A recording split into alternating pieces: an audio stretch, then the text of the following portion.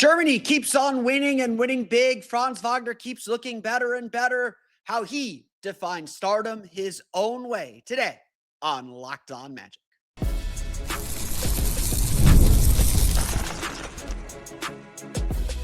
You are Locked On Magic, your daily Orlando Magic podcast, part of the Locked On Podcast Network, your team every day.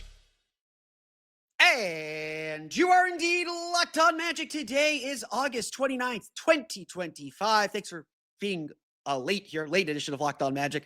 My name is Philip Rossman. I am the senior writer over at OrlandoMagicDaily.com, credentialed member of the Orlando Magic media since the 2012 season.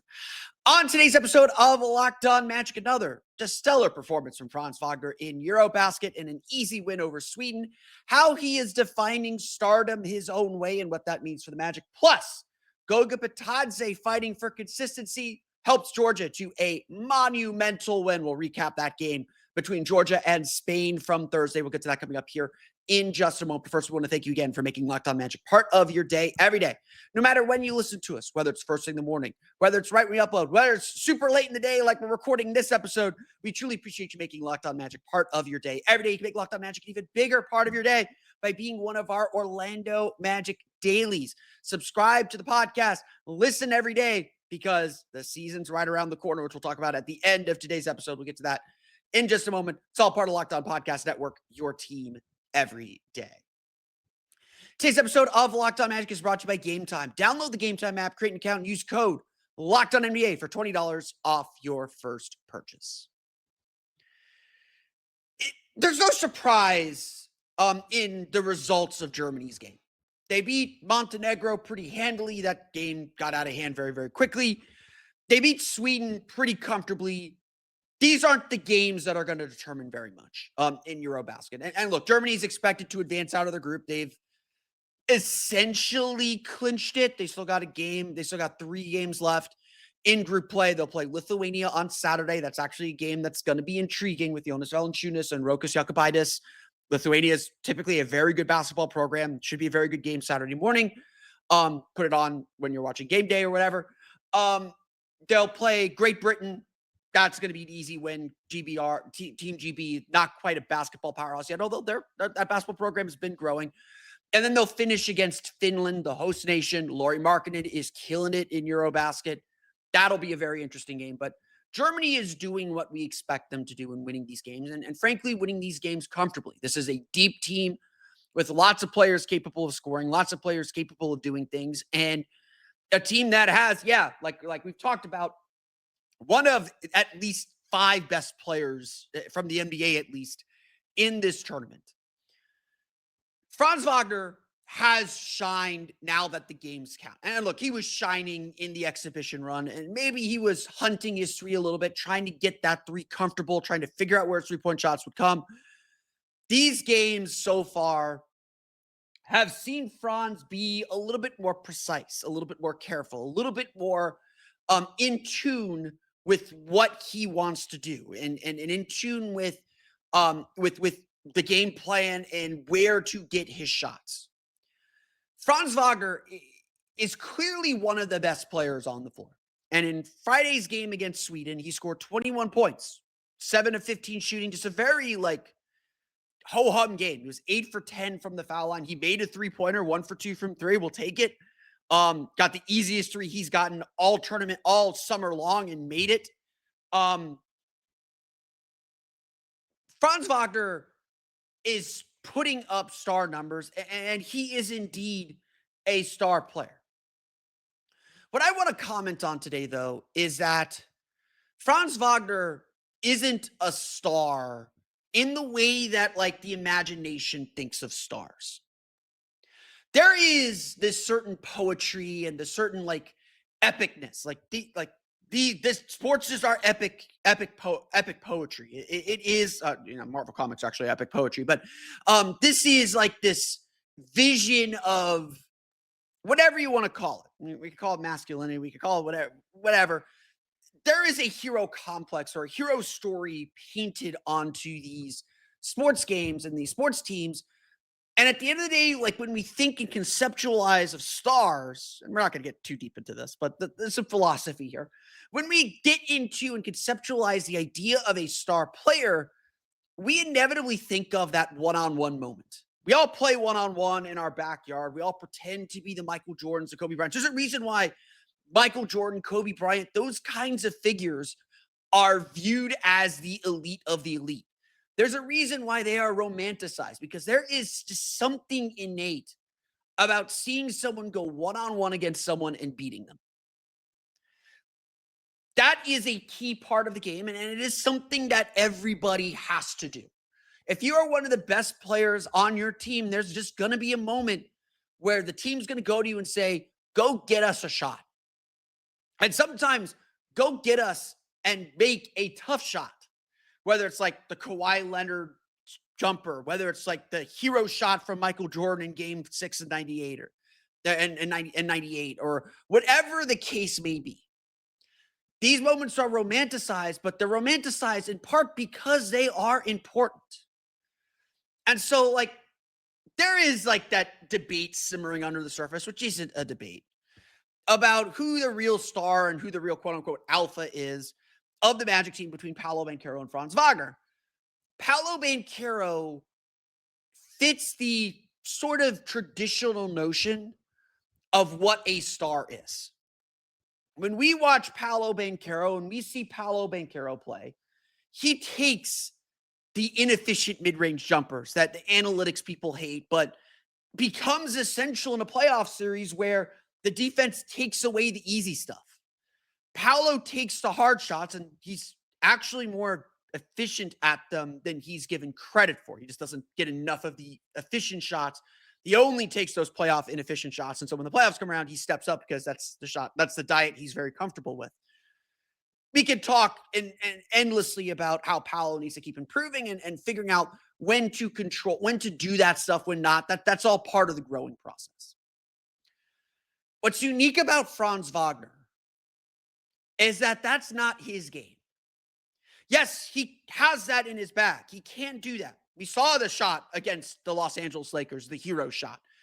We've seen him make big play after big play, but his game isn't about step backs and dribble moves and isolation and one-on-one stuff.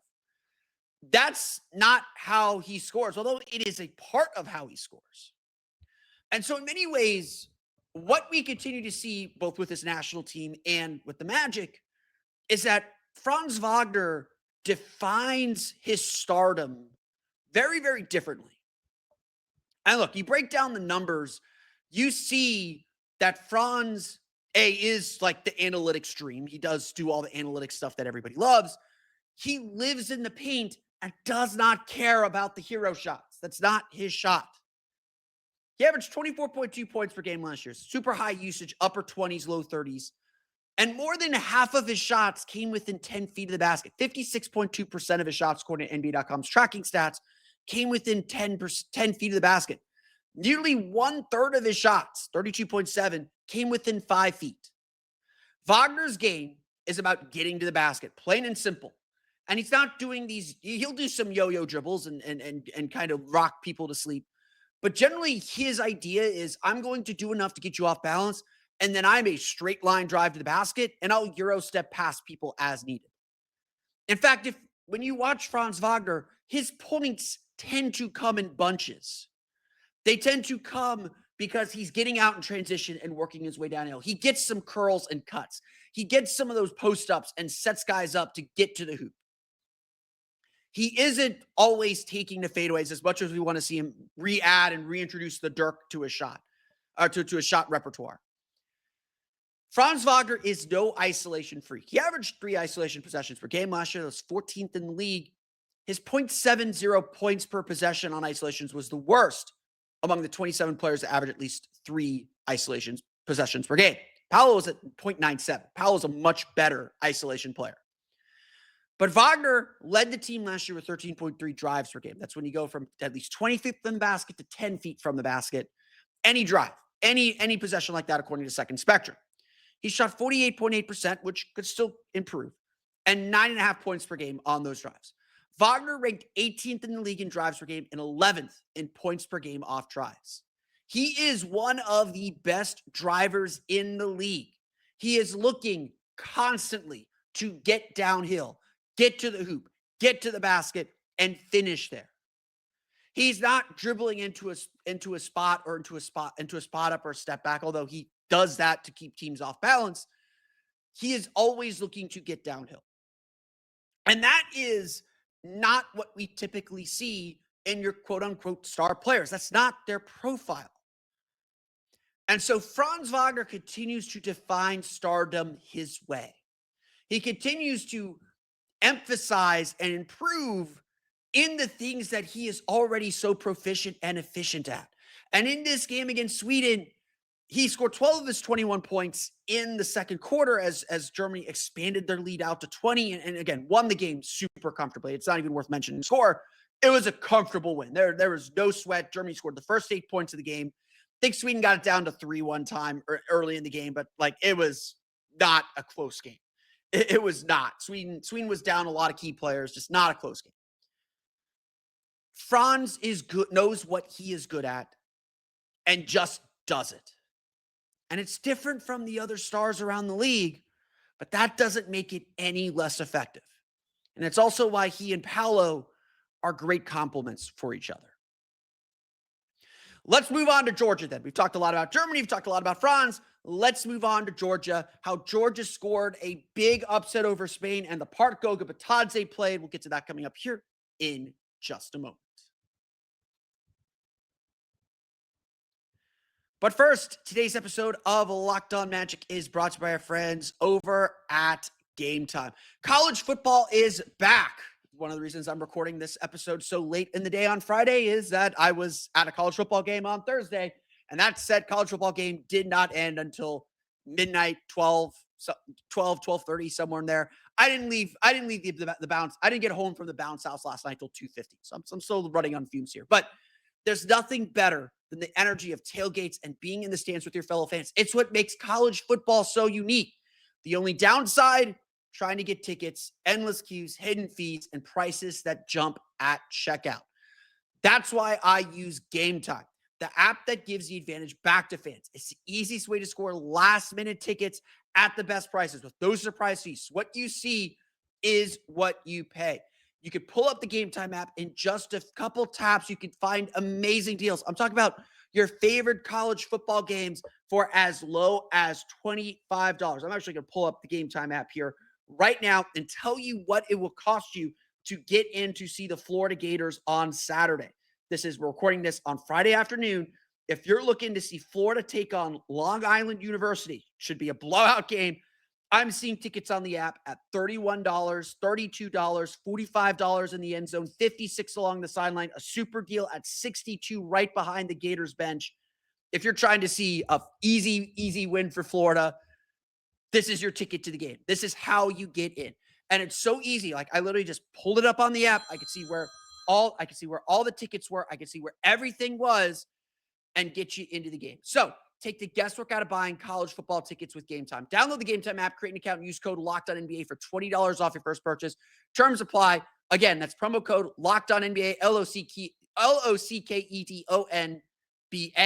That might be ONNBA. Try both. That's ONNBA for $20 off. Swipe, tap, ticket, go download Game Time today. That was my mom calling me. She probably sensed I was searching for Gator tickets. We might be going. I don't know. You can check it all out at Game Time today.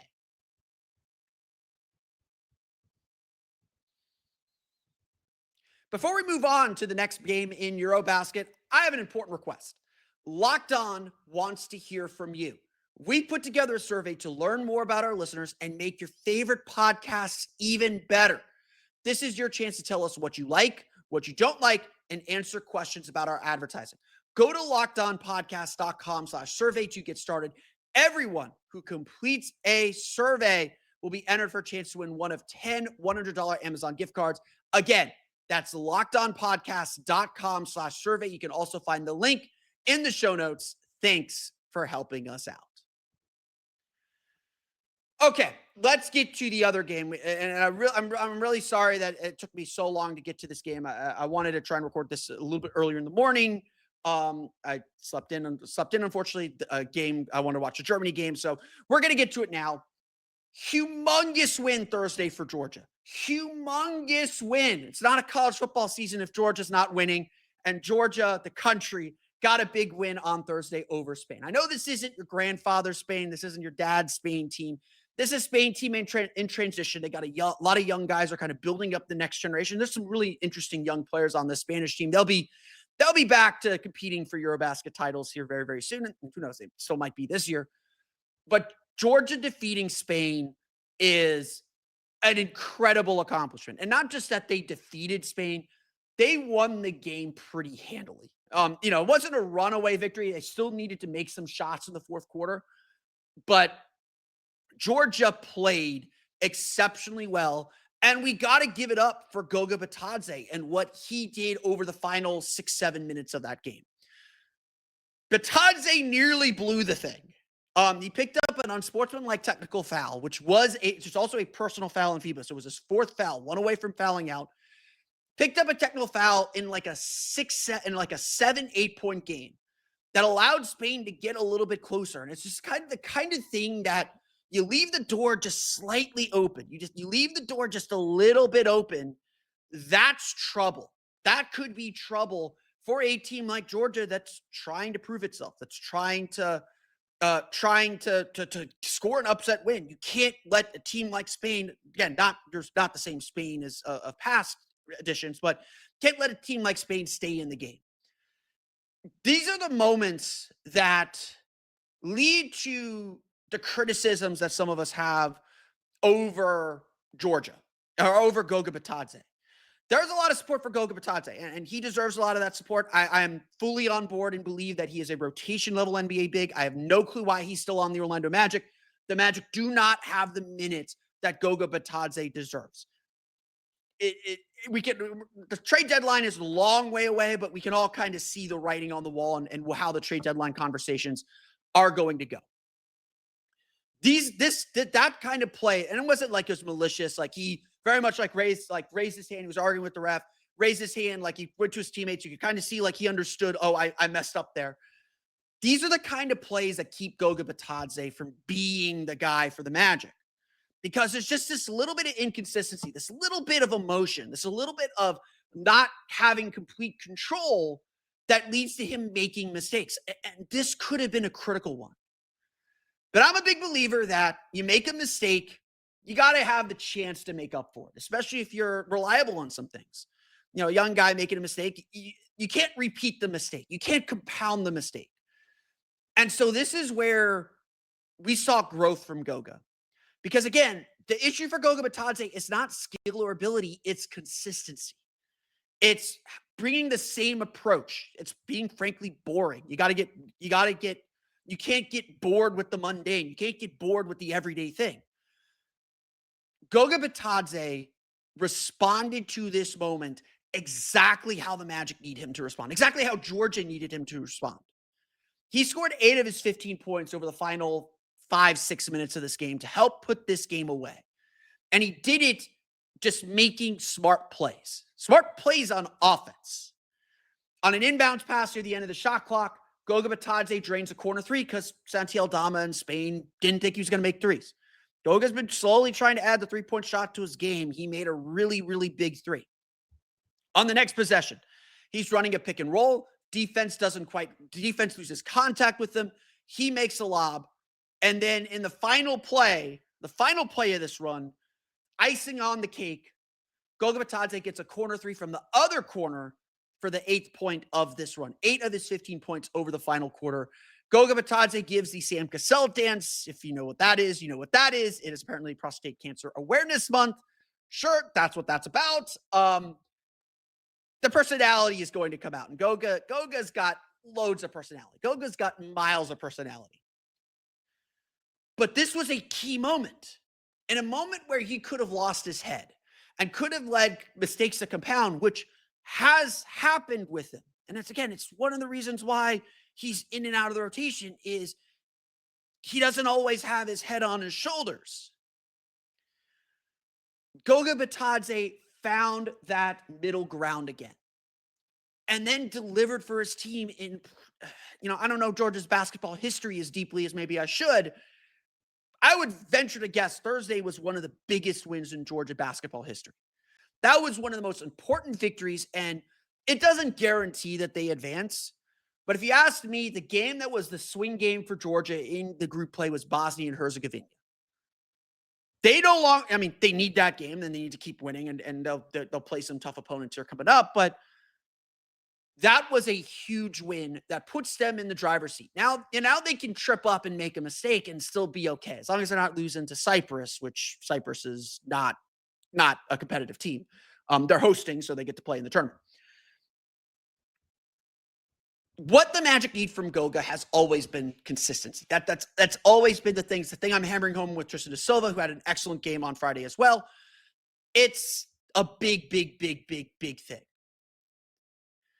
And so for Goga to have this moment is huge. It shows that he indeed has grown, because the issue is not skills. Like, yeah, seeing him make a couple threes was really nice. Like, the fact that could be something he adds is definitely a big thing and a good thing. But now comes, how do you respond to adversity? How do you respond to mistakes? And that's not always where Goga's been strong.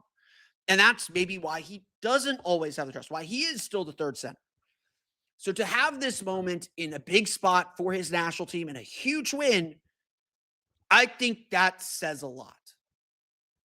I think that says a lot about where Goga Bitadze is going and what he can still provide this team. We got to see him do it again. Consistency is not just one game. Anybody can have a good game, and Goga had a good game. Sandro Mamukelashvili, another really solid game. Tourniquet Shengelia had a really nice game. Georgia played a fantastic game all around. This isn't just about Goga. The whole team made shots, played aggressively, did not back down. This was a statement win for Georgia, and something that they should be very proud of. But for Goga Bitadze now, the next step is to do it again. To not be so excited about this one game, and to do it again and again and again and again. And that's going to be the key for Goga to push for more playing time and to cement himself very clearly as a rotation big in the NBA. It is Labor Day weekend. Hope everyone has some great plans and you're enjoying this as your prelude, your preview for the holiday. Why Labor Day weekend is important. We'll get to that coming up here in just a moment. But first, today's episode of Locked On Magic is brought to you by friends over at FanDuel. The NFL season is almost here, and FanDuel is making sure you're ready for kickoff with a can't-miss offer. Right now, new customers can bet just $5, and if your bet wins, you'll get $300 in bonus bets to use across the app. FanDuel makes every game more exciting, whether you're watching your team or just keeping an eye on your fantasy lineup. It puts you in the game, quite frankly. It's quick, easy, and the best way to add a little more energy to your Sundays. So, are you ready to play? Download the FanDuel app now by visiting FanDuel.com to get started. That's FanDuel.com to place your first $5 bet today.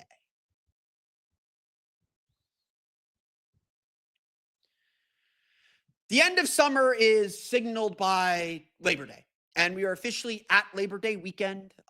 You can tell by the storms coming every afternoon. You can tell there's no chill in the air because we live in Florida. But Labor Day is an important demarcation line on the NBA calendar.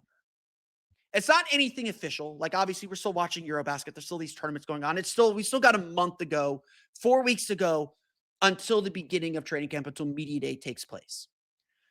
But Labor Day is sort of the unofficial start of the NBA calendar. You start to see typically around this time of year, around Labor Day, it's not like at Labor Day that everyone's required to be there, but around Labor Day, you start to see players begin to return to their home markets and start getting ready for the season. You start seeing maybe some of these little voluntary mini camps start popping up. You start seeing players in the practice facility a little bit more. We are officially on the turn to home. We're officially on the turn to home and the beginning of the NBA season. And the Orlando Magic gave us a little preview, just a little preview on Friday afternoon, posting photos from the practice facility with Anthony Black, Wendell Carter, Jonathan Isaac, Tyus Jones, Desmond Bane, and Noah Penda. That's 6 Magic players. 6 Magic players in the Orlando Magic's practice facility if not on Friday, over the last few days. I know Wendell Carter was in Chicago earlier this week. Jonathan Isaac, I believe, was in DC earlier this week for a museum thing having to do with the shoe line. Desmond Bane's been slowly settling in town. I'm sure his kids are starting school, so that's part of him being in town early too. But we're going to start to see more and more Magic players make their way back to Orlando to truly get ready for the season. Obviously, like 3 of them will not. Franz Wagner, Tristan da Silva are in Finland. Goga Bitadze is in Cyprus for EuroBasket. So it won't be the full team. And, even something as small as the Osceola Magic announcing that they'd acquired the G League rights for Lester Quinonius and Calder, getting players who are probably going to be filling E10 slots. We know that Quinonius is going to get an E10 slot for training camp. He is 2A eligible. Their 2A players are Jamal Cain and Orlando Robinson. We know Colin Castleton signed a 2-way contract. All these the reason why you sign these guys to E10s is also so that they can participate in some of these early camp actions and pickup runs that teams have at their practice facilities. We are, you get the NBA season is so close you can smell it. You may not be able to see it quite yet, but it's starting to smell. The aroma is starting to fill your lungs. It's starting to get there.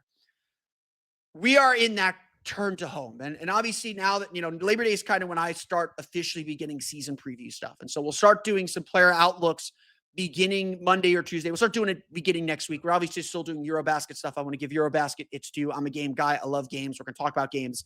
Games are important. I'm going to keep drilling that into your head until ESPN agrees with me.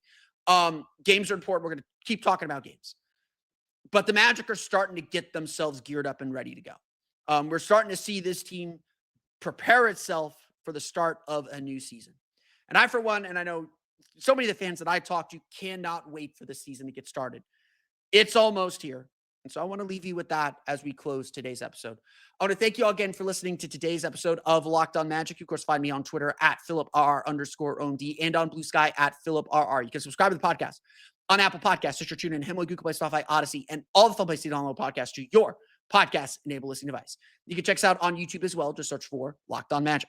For the latest on the Orlando Magic, be sure to check out OrlandoMagicDaily.com. You can find us there on Twitter at OMagicDaily. And for even more Orlando Magic content, be sure to subscribe to my Patreon page. I'm going to a newsletter format starting on Monday.